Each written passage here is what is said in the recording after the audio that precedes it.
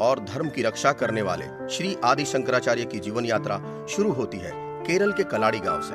उनका जन्म 788 ईस्वी में हुआ था। जन्म से ही शंकर अपनी अद्भुत प्रतिभा से सबको चकित कर रहे थे। 3 साल की आयु में ही उन्होंने मलयालम सीख ली, वेदों को पढ़ लिया एवं धर्म के कठिन प्रश्नों का उत्तर भी देने लगे। परंपरा के अनुसार मां ने शंकर की 5 वर्ष की आयु में ही उपनयन संस्कार करवाया। इसके बाद बालक शंकर को शिक्षा के लिए गुरुकुल भेजा गया, जहां एक चमत्कार हुआ। जिन शास्त्रों को पढ़ने के लिए अध्ययन के लिए छात्रों को 20 साल लग जाते थे, उन्हें बालक शंकर ने 2 वर्ष के समय में ही समाप्त कर दिया और मां के पास वापस कलाड़ी लौट आए। माँ। हाँ पुत्र।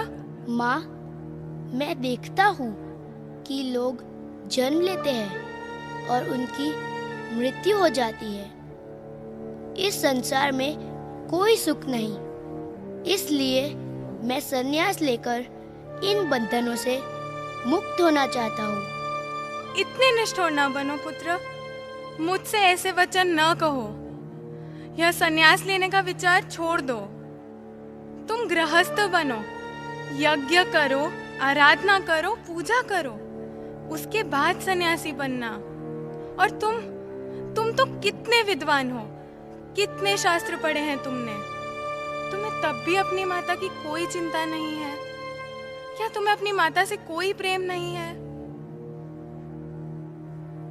मेरा मन इस सांसारिक जीवन में रहना नहीं चाहता, किंतु मेरी माँ मुझे छोड़ना नहीं चाहती है। मेरी माँ मेरे हृदय की बात क्यों नहीं समझ रही? माता की आज्ञा के बिना मैं संन्यास कैसे ग्रहण करूं? मां ने जब संन्यास लेने की अनुमति नहीं दी तो शंकर ने एक लीला रची। वे नहाने नदी में गए। किनारे मां खड़ी थी। अचानक वे डूबने लगे। वे चिल्लाए, मुझे बचाओ, मुझे बचाओ, मुझे कोई खींच रहा है। पास खड़े व्यक्ति ने कहा, अरे इसे तो घड़ियाल खींच रहा है। तभी शंकर ने कहा, मां, यदि तुम मुझे संन्यास लेने की आज्ञा दो तो यह घड़ियाल मुझे छोड़ देगा। आखिरकार मां ने संन्यास की अनुमति दे ही दी। जिस आयु में बच्चे अपनी मां के आंचल में पलते हैं, उस आयु में शंकर ने अपने परिवार, सखा, संबंधी को छोड़ संन्यास के मार्ग को अपनाया। In today's world, children get pampered by their parents to such an extent that it deprives them of a sense of independence, courage, and self-esteem. As we saw, Shankar left his home at a very young age. This made him independent and brave. It also forced him to become mature for his own years. We also see the importance of a parent's permission in the life of a child. Children in those years respected their parents very much. घर छोड़ने के बाद शंकर कई दिनों तक घूमते रहे। वे घर से गुरु की खोज में निकले थे। शंकर कलाड़ी से निकल ओमकारेश्वर पहुंचते हैं। ओमकारेश्वर में नर्मदा नदी के तट पर गुरु श्री गोविंद पाद का आश्रम था। वे अपनी विद्वता, योग बल और ब्रह्म ज्ञान के लिए प्रसिद्ध थे।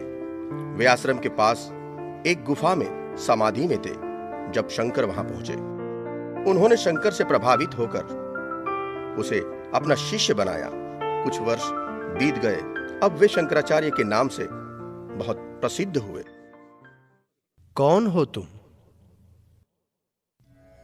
हे प्रभु, मैं पृथ्वी नहीं हूँ, न जल हूँ, न तेज हूँ, न वायु हूँ, न आकाश हूँ, न उनके गुण हूँ, न इंद्रियां हूँ, अपितु इन सब से परे जो परम तत्व है वही मैं हूँ। मैं तुम्हारे उत्तर से प्रसन्न हुआ।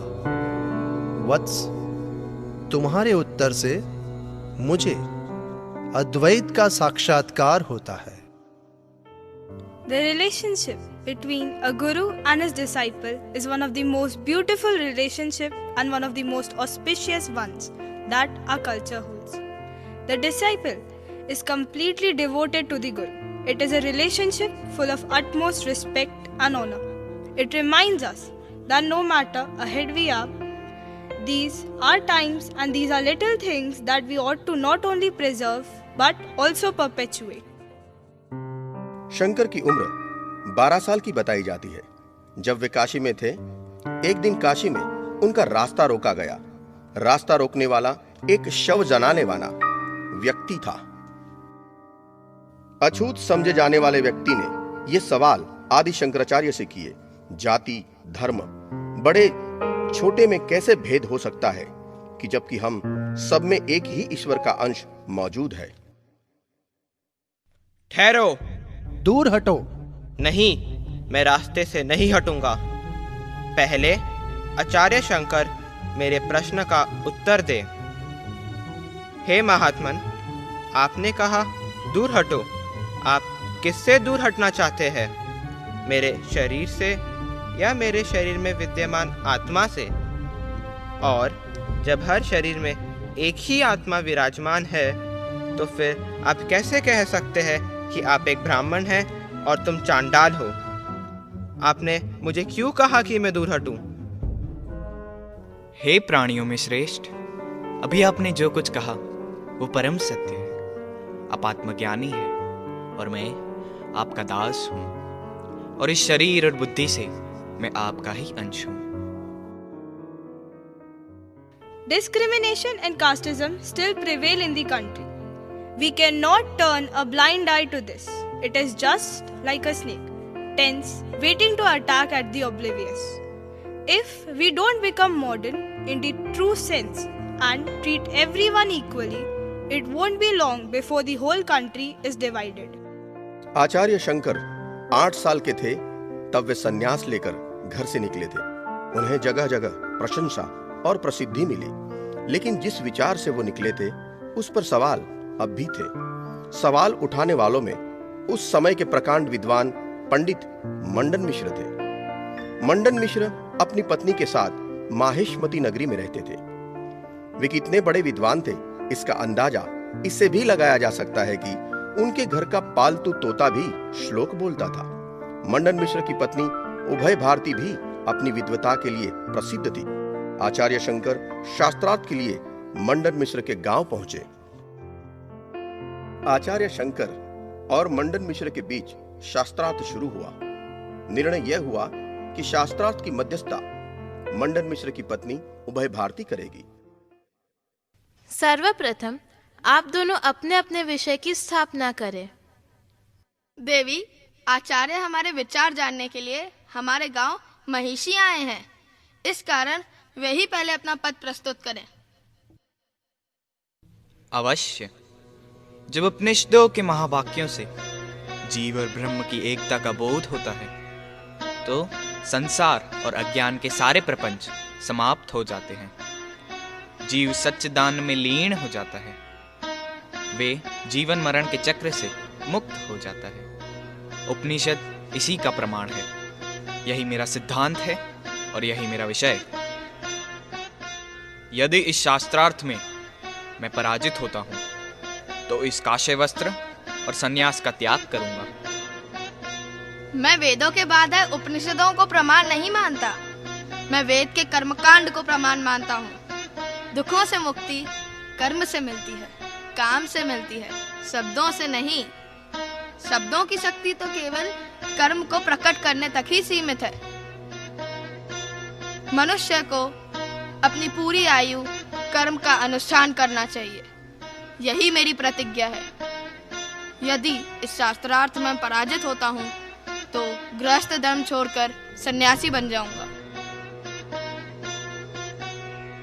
आचार्य, आप कहते हैं कि जीव और ब्रह्म एक हैं। ये कैसे पता चलेगा? आत्मा और परमात्मा को एक ही कैसे माना जाए? सिद्धांत कभी सिद्ध नहीं हो सकता, क्योंकि इसका प्रत्यक्ष ज्ञान किसी को नहीं है और ना ही इसका कोई अनुमान है। हर व्यक्ति का अनुभव है कि ईश्वर नहीं है। शिरोमणि, जीव और ब्रह्म एक ही है, और इसका स्मरण इंद्रिय अर्थात आंख, नाक, कान, जीभ से नहीं होता, हो भी नहीं सकता। इंद्रिय से केवल प्रत्यक्ष ज्ञान ही हो सकता है। इंद्रिय की पहुंच परम्बर तक है ही नहीं, परमात्मा है। ब्रह्म इंद्रिय और बुद्धि से परे है, और इस प्रत्यक्ष नमाम यह ज्ञान कैसे हो सकता है? और इसीलिए आपका प्रश्न ही गलत है। आचार्य जी, अब तक मैं और मेरे जैसे लोग यही समझते थे कि इस शरीर का अंत के बाद हम दूसरे लोक में जाएंगे। वहाँ हम तरह तरह के भोग तो भोगेंगे ही, फिर हमें मोक्ष की प्राप्ति होगी। ये बात अब हंसने योग्य लगती है। अत्यंत अवश्य और अहंकार में मैं आपको बहुत अप्रिय और कटु बातें बोली, मुझे क्षमा करें। मैं संन्यास लेकर आपका शिष्य बनना चाहता हूँ। आखिरकार शंकर के अकाट्य तर्क से मंडन मिश्र निरुत्तर हो गए, परेशान होने लगे। अंततः उन्होंने अपनी पराजय स्वीकार कर ली। सभा सन्न रह गई। महान विद्वान प्रकांड मंडन मिश्र निरुत्तर होकर शंकराचार्य के शिष्य बनने के लिए तैयार हो गए। तभी उभय भारती खड़ी होती है। ठहरो, मेरे पति अभी संन्यास नहीं ले सकते। वे अभी पराजित नहीं हुए हैं। शास्त्रों में माना गया है कि पत्नी पति की अर्धांगिनी होती है। इसीलिए आपको मुझे भी पराजित करना होगा। मुझे पराजित कर ही आप अब मेरे पति को अपना शिष्य बना सकते हैं। यदि आप मेरे साथ शास्त्रार्थ नहीं करना चाहते तो आप अपनी पराजय स्वीकार कर लीजिए। मंडन मिश्र की पत्नी उभय भारती की बात सुनकर सभा में हलचली मच गई। आचार्य शंकर ने उन्हें समझाने की कोशिश की, लेकिन उभय भारती अपनी बात पर अटल रही। अगर वह ही आपकी इच्छा है तो आप आसन ग्रहण कीजिए। अंततः शंकराचार्य ने उभय भारती से शास्त्रार्थ करने के लिए तैयारी दर्शाई। हे आचार्य, आप जानते हैं कि यह धरती गार्गी, अनुसुया और लोपामुद्रा की ज्ञान भूमि है।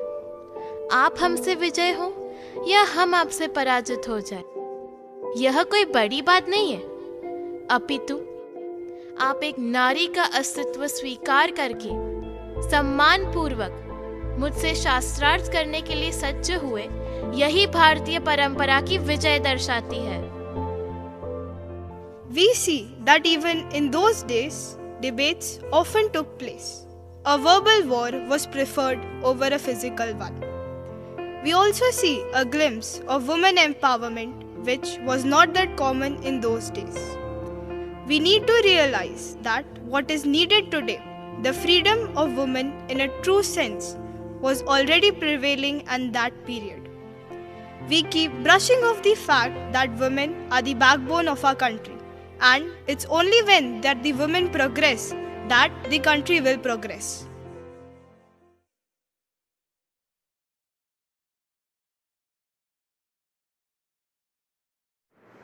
इस प्रकार के नाट्य मंचन से, शंकराचार्य के इस जीवन से हमें यह सीखने को मिलता है कि नैतिक मूल्य हमारे जीवन के लिए कितने आवश्यक है। शंकराचार्य जैसी विद्वत्ता सभर यह विभूतियाँ हमारे जीवन में चलती फिरती यूनिवर्सिटी का काम करती है, और किताबें जो पढ़कर हम आगे बढ़ते हैं, आखिर में हमें यह पता चलता है कि उन किताबों में जो हम पढ़ रहे हैं वह वास्तविक ज्ञान से बहुत दूर है। हमारे लिए वास्तविक ज्ञान ऐसी विभूतियों का जीवन चरित्र है जिनको सामने रखकर हमने आपको यह दर्शाने का प्रयत्न किया है कि इनके जीवन से भी हमें कितना कुछ सीखने को मिल सकता है। धन्यवाद।